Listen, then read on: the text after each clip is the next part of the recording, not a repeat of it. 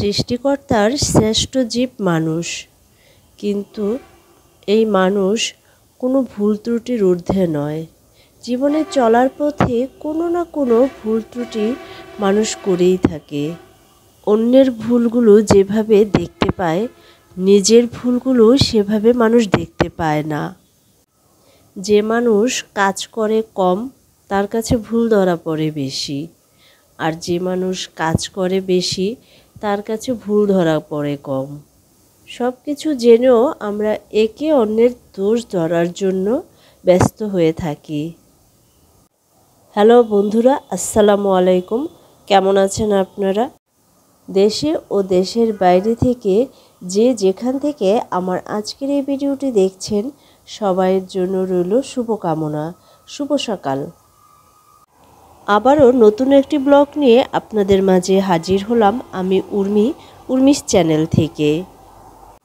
আজ সকাল থেকে আমি আমার ব্লগটি শুরু করলাম। সকালবেলা নাস্তা বানিয়ে সবাইকে নিয়ে নাস্তা খেয়ে 1 কাপ চা নিয়ে চলে আসলাম আমার ছোট্ট ব্যালকনিটাতে।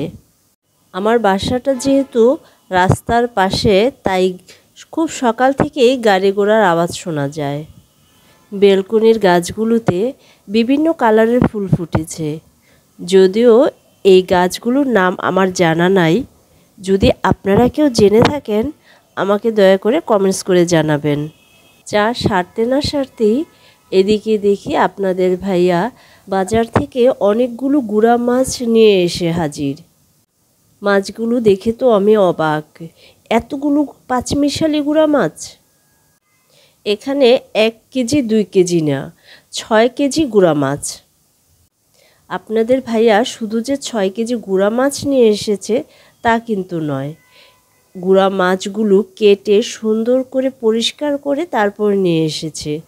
মাছগুলো কাটতে অভিজ্ঞ 2-3 জন ব্যক্তির 2 ঘন্টা লেগেছে। এখন বুঝেন, আমি যদি কাটতে যেতাম তাহলে এটার কি অবস্থা হতো। আপনাদের ভাইয়া মাছ ছোট হোক আর বড় হোক, সব মাছই বাজার থেকে কেটে নিয়ে আসে। মাছগুলো যে একদম ছোট ছিল তা কিন্তু নয়। এখানে কিছু কিছু মাছ বেশ বড় ছিল। ছাই দিয়ে কাটা মাছগুলো আমি সব সময় ধুয়ে পরিষ্কার করে তারপরে ফ্রিজে রাখি। ধুয়ে পরিষ্কার করে না রাখলে মাছের মধ্যে কীরকম একটা গন্ধ লেগে থাকে। আমি মাছগুলো ধুয়ে পরিষ্কার করছিলাম আর আপনাদের ভাইয়া পাশে দাঁড়িয়ে আমার সাথে গল্প করছিল। প্রায় এরকম মাছের বাজার করে নিয়ে আসে আর বলে এই মাছগুলো শেষ না হওয়া পর্যন্ত আমি আর বাজার করব না। 2 দিন পর দেখি আবারও 1 ব্যাগ মাছ নিয়ে এসে হাজির। আপনারাই বলেন, এটা কি মেনে নেওয়া যায়? মাছগুলো কেটে কুটে সুন্দর করে পরিষ্কার করে নিয়ে আসে বলে আমি ফ্রিজে রেখে দিই। আজকে বিকেলে আমার একটি শখের জিনিস লাগাতে আসবে, সেই জন্য আমাকে কাজগুলো দ্রুত সারতে হবে। 2 দিন আগে দেওয়ার কথা ছিল, কিন্তু তারা কমপ্লিট করতে পারেনি। সেই জন্য তারা আজকে বলেছে বিকালে দিয়ে যাবে। এখন দিন যেহেতু ছোট, কিভাবে যে সময় চলে যায় বলা যায় না। বাংলায় একটা কথা আছে, সময় এবং স্রোত কারোর জন্য অপেক্ষা করে না। আসলেই শীতের বেলায় এটা আমরা হাড়ে হাড়ে টের পাই। শীত চলে আসছে আর সময়টাও কিভাবে খুব দ্রুত চলে যাচ্ছে। সকাল হতে না হতেই দুপুর হয়ে যাচ্ছে, আবার দুপুরে খাবার খেতে খেতেই দেখি যে বেলা চলে যাচ্ছে। বেশ অনেক দিন ধরে মনে হচ্ছে শীত আসবে আসবে, এখন ঠিকই সত্যি সত্যি শীত চলে আসছে।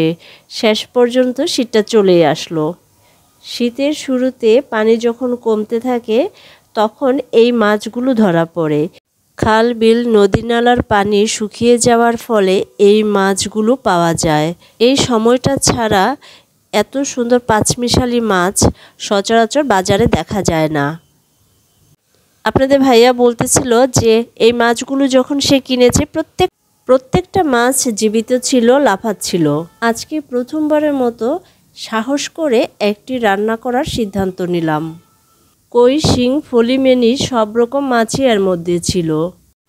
মাছগুলো গুছিয়ে আলাদা করে সবগুলো মাছ ফ্রিজে রেখে পাতাপোঁটা নিয়ে ছেঁচা দেখে নিশ্চয়ই বুঝতে পেরেছেন আজকে আমি সাহস করে কি বানাতে শুরু করেছি।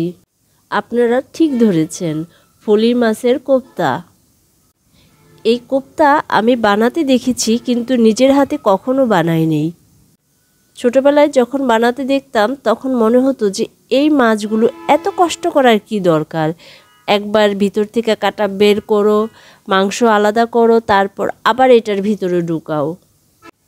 এই ব্যাপারটা আমার কাছে খুব ইন্টারেস্টিং লাগতো।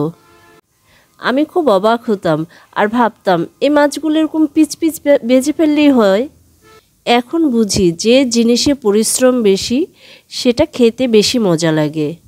যেহেতু প্রথমবার করেছি তাই আর রেসিপিটা শেয়ার করলাম না, তবে কি কি দিয়েছি সেটা বলে দিচ্ছি। পেঁয়াজ, মরিচ, ধনিয়া পাতা, রসুন, লবণ। আমার কাছে পেঁয়াজের কলি ছিল, আমি পেঁয়াজের কলিও দিয়েছি। মাখার সময় পেঁয়াজ মরিচগুলো চিকন করে কেটে মরিচের পরিমাণ এবং পেঁয়াজের পরিমাণ বেশি দিলে কোপ্তাটা মজা হয় বেশি। গোছল করে নামাজ পড়ে দুপুরের খাবারটা সবাই মিলে একসাথে খেয়ে নিয়ে কিছু কাপড় ছিল গুছাতে চলে আসলাম। আজকে সকালবেলা ওয়াশিং মেশিনে কাপড় দিয়েছিলাম। আমাদের রোজ কাপড় ধুতে হয় সেরকম কিন্তু কিছু না, যেহেতু আমরা মানুষ 3 জন, তাই একদিন পরপর দিলেই আমাদের চলে যায়। আমার হাতে এখন যে ড্রেসটা দেখছেন এটা আমার ছেলের ফুটবল খেলার ড্রেস।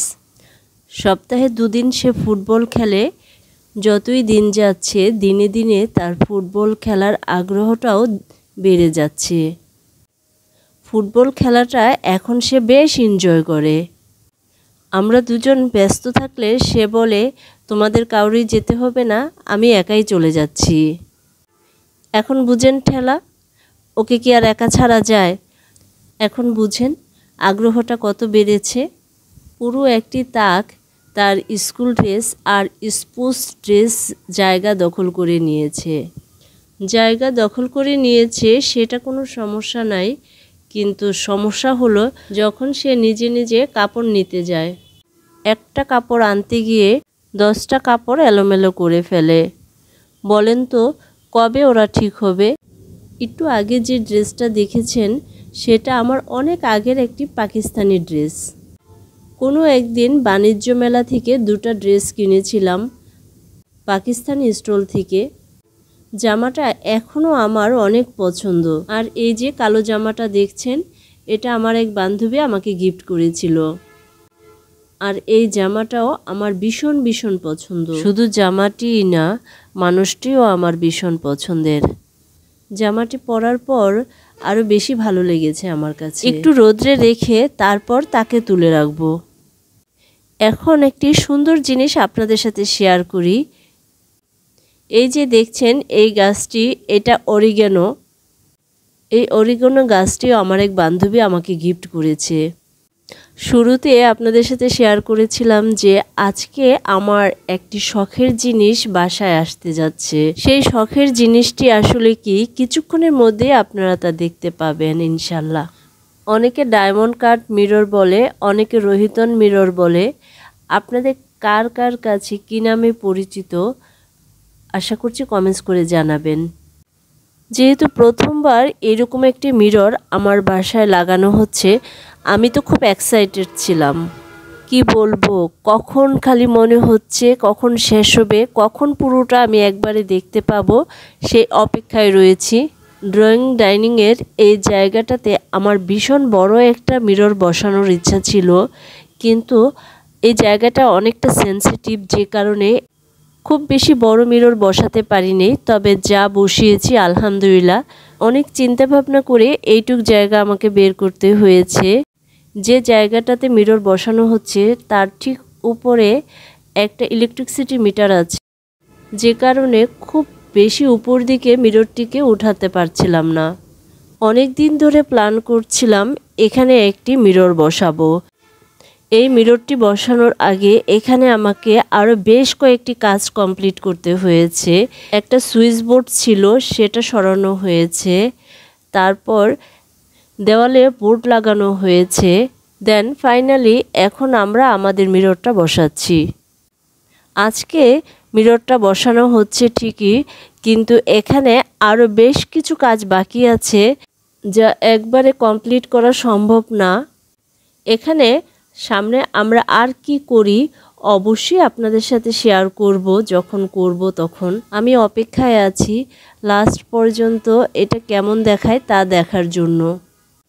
আপনারা যারা আমার সাথে এই পর্যন্ত অপেক্ষায় আছেন আপনাদেরকে সবাইকে জানাচ্ছি অসংখ্য ধন্যবাদ। এতক্ষণ ধরে আপনাদের সাথে কথা বলছি অথচ মিররের মাপটাই আপনাদের সাথে শেয়ার করা হলো না। যারা এই ধরনের মিররগুলো লাগাতে আগ্রহী তাদের জন্য আমি মাপটা বলে দিচ্ছি। আমার এই মিররের লম্বা 3.5 ফিট আর প্রস্থ 2 ফিট। আমার দেওয়ালে যেহেতু বার্জার করা, তাই আমি চেয়েছি মিররের দুই পাশ দিয়ে বার্জার এলিভেশনটা দেখা যাক। সেই অনুপাতে মাপ দিয়ে আমি মিররটি তৈরি করেছি। মিররটা গাম দিয়ে লাগানো হয়েছে, এতক্ষণ তো দেখেছেন। গামটা পুরোপুরি শুকানোর জন্য তারা 24 ঘন্টার মধ্যে মিররে হাত দিতে না করেছে। 24 ঘন্টা লাগে না, তার আগেই গামটা শুকিয়ে যায়। তারপরও আমাদেরকে বেশ কিছু সময় ধরতে নিষেধ করেছে যাতে মিররটা ভালো করে আটকে। কাজ শেষ করতে করতে রাত হয়ে গেছে। আমাদের উপরের তলায় এক ভাবির মেয়ের বিয়ে, সেই জন্য পুরো বাড়িটাতে লাইটিং করা হয়েছে।